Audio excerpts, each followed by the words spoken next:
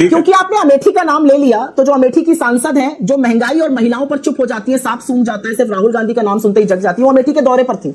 उस दौरे में लोगों से बोल रही थी, किसी ने आके बोला कुछ मिल नहीं रहा लाभ, कहने लगी तुम्हारे सोने के बुंदे, तुम गरीब का हो। दुकानदारों ने कुछ दिक्कत बताई, कहने लगी ये कैमरे हमारे दिखाएंगे वही जो हम चाहेंगे। किसी और ने कुछ कहा। तो ऐसे धमकाने से अगर आपको लगता है कि लोग जीत जाएंगे, आप बड़े बड़े मकान बना सकते हैं, दिल बनाना होता है लोगों के घर में, घर बनाना होता है लोगों के दिल में। हाँ जी, राम राम भाई लोगों, कैसे आप लोग? जय श्री राम, आपका स्वागत है हमारे चैनल पे।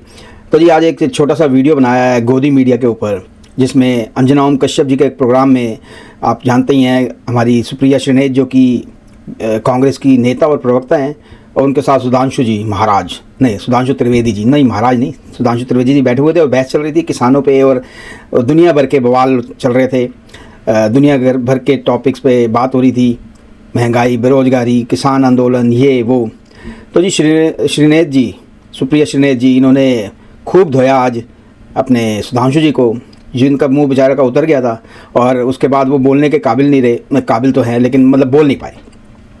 तो अच्छी खासी बहस हुई और इन्होंने काफ़ी गोदी मीडिया को कोसा और काफ़ी चीज़ों को उजागर किया है सुप्रिया जी ने। आइए चलिए देखते हैं वीडियो को और फिर बात करते हैं। सुप्रिया जी, आपके लिए क्या नरेंद्र मोदी की पॉपुलैरिटी, उनकी लोकप्रियता सबसे बड़ी चुनौती नहीं रहेगी, और कौन सी जादू की छड़ी होगी कि इस बार कमाल हो जाएगा? क्योंकि अगर वो 62-71 लाते रहे हैं और इस बार राममय, वो बार बार कहते हैं कि यूपी के लोग हैं और सारे के सारे उधर वोट देंगे, और लड़ाई कभी भी आमने सामने की नहीं हो पाएगी क्योंकि बीएसपी को आप लोग नहीं शामिल कर पाए, तो लड़ाई त्रिकोणीय ही रहेगी। सुप्रिया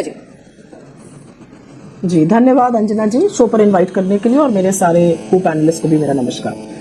बड़ी अजब सी बात है, बीएसपी और एसपी की अलायंस में 2019 लड़ा गया, ये सच है कि बहुत ज्यादा वोट ट्रांसफर नहीं हुआ, नहीं तो इससे कहीं ज्यादा सीटें आती। केमिस्ट्री जो है वो एसपी और आईएनसी के फेवर में है। 22 सीटें उत्तर प्रदेश में ऐसी हैं जिनका आपने भी विवरण किया था, उसके अलावा 22 सीटें उत्तर प्रदेश में भाजपा की ऐसी हैं जो 50,000 से 1 लाख के बहुमत में उन्होंने जीती है, और उत्तर प्रदेश की लोकसभा इतनी बड़ी है कि 18 से 22, 24 लाख के मत है वहां पर। तो उसमें 50,000 से 1 लाख की जीत, जैसा कि मैं कहना चाह रही हूं, बहुत बड़ी बात नहीं होती है। लेकिन अगर उसको भी आप देख लीजिए, मछली शहर में 181 वोट से भाजपा जीती थी, कोई बात नहीं।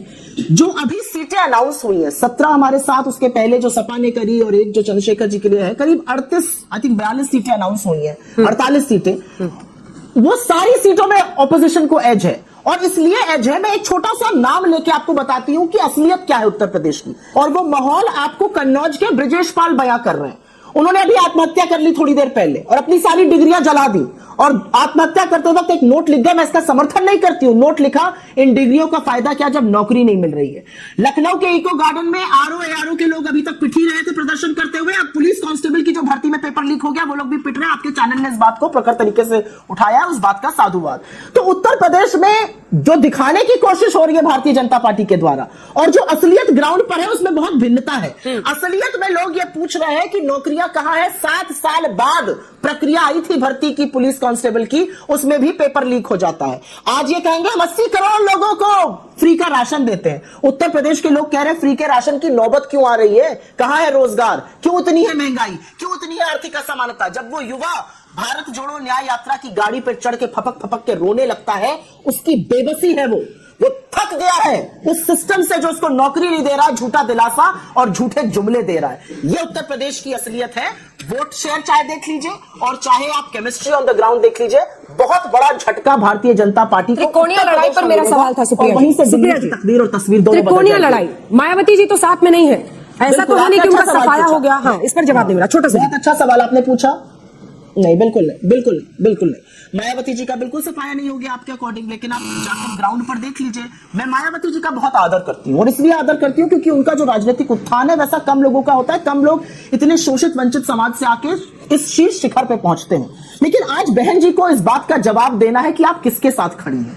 आप उन लोगों के साथ खड़ी हैं जिनके हक का हनन जो संविधान से निहित है लगातार हो रहा है, या आप सत्ता पक्ष के साथ खड़ी हैं। मुझे लगता है जो बहन जी का वोटर है वो समझ चुका है कि उसकी लड़ाई जो है वो इंडिया गठबंधन लड़ेगा, उसकी लड़ाई हम लड़ेंगे, उसकी लड़ाई मायावती जी नहीं लड़ पा रही हैं। पूरे सम्मान के साथ मैं कहती हूं वो विक्षुब्ध है और वो नाराज है उनसे। वो त्रिकोणीय मुकाबला जो आपको त्रिकोणीय लग रहा है वो होगा नहीं त्रिकोणीय, बिल्कुल द्विपक्षीय लड़ाई रहेगी, और एज हमारे पास है इस बार। सुधांशु जी कुछ शब्दों का चयन करते करते कह गए इधर उधर के टुकड़े लोग जोड़ रहे हैं। भाई आप भी कुछ टुकड़े जोड़ लीजिए। क्या हो रहा है आरएलडी के साथ, क्या हो रहा है जेजेपी के साथ, क्या हो रहा है जेडीयू के साथ, क्या हो रहा है एलजेपी के साथ, क्या हो रहा है जेडीएस के साथ। अरे 38 का कुनबा तो आपने भी जोड़ा है। आप भी तो अपनी कोई सीट वीट शेयरिंग करते हुए दिखाइए। सुनने में आ रहा है बड़ी टक्कर मची हुई है, उस पर भी 2 शब्द बोलिए। अंजना जी, आपने मुझसे पूछा कि बिहार में जो एक यूनिटी ऑफ जो ऑपोजिशन थी, इंडेक्स ऑफ ऑपोजिशन यूनिटी, उसके तहत जीत हुई। देखिएगा इस बार उत्तर प्रदेश का चुनाव, और ये मैं किसी कारण से कह रही हूं, उत्तर प्रदेश का चुनाव कोई अकेला किसी खो में रहकर चुनाव नहीं होने जा रहा है, पूरे देश में चुनाव होगा।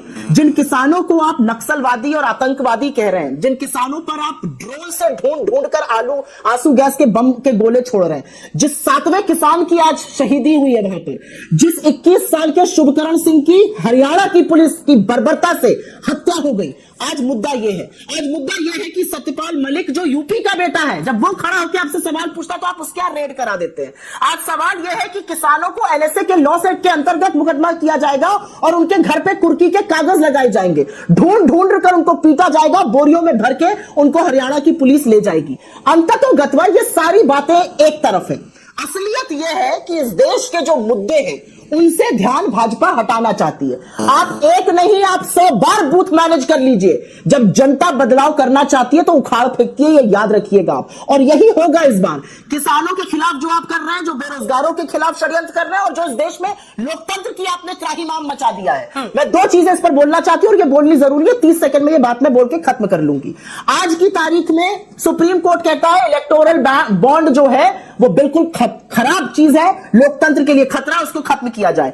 चंडीगढ़ के मेयर के चुनाव में महज 36 वोट में आपकी सारी असलियत खुल के सामने आ गई, सबको पता चल गया अनिल मसीह का मसीहा कौन था। असलियत एक यह भी है कि कल आपकी प्रवक्ता ने, आम आदमी पार्टी की प्रवक्ता ने खुलासा किया कि उनके ऊपर बीजेपी ने कितना प्रेशर बनाया कि आप इंडिया गठबंधन में ना रहिए। आप इन सब चीजों से कुछ लोगों को डरा सकते हैं, कुछ लोगों को धमका सकते हैं। देश की जनता के सामने इस समय आप मोर्चा लेके खड़े हैं।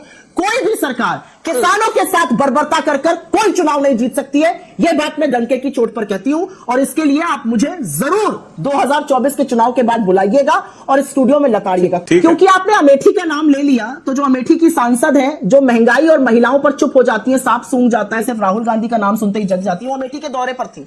उस दौरे में लोगों से बोल रही थी, किसी ने आके बोला कुछ मिल नहीं रहा है लाभ, कहने लगी तुम्हारे सोने के बुंदे, तुम गरीब कहां हो। दुकानदारों ने कुछ दिक्कत बताई, कहने लगी ये कैमरे हमारे दिखाएंगे वही जो हम चाहेंगे। किसी और ने कुछ कहा। तो ऐसे धमकाने से अगर आपको लगता है कि लोग जीत जाएंगे, आप बड़े बड़े मकान बना सकते हैं, दिल बनाना होता है लोगों के घर में, घर बनाना होता है लोगों के दिल में। हाँ जी भाई लोगों, वीडियो तो हो गया यहाँ पे ख़त्म। उम्मीद करता हूँ आपको पसंद आया होगा। तो आपने देखा कि कैसे सुप्रिया जी ने बहुत सारे सवाल उठाए हैं।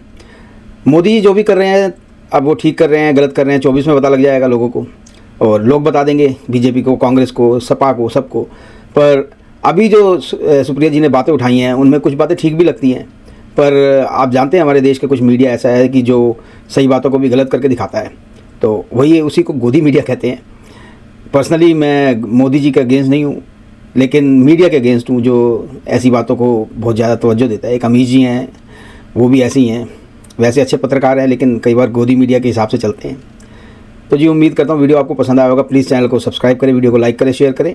मैं आपको मिलूंगा अगले वीडियो में, तब तक के लिए जय श्री राम, हर हर महादेव, जय हिंद।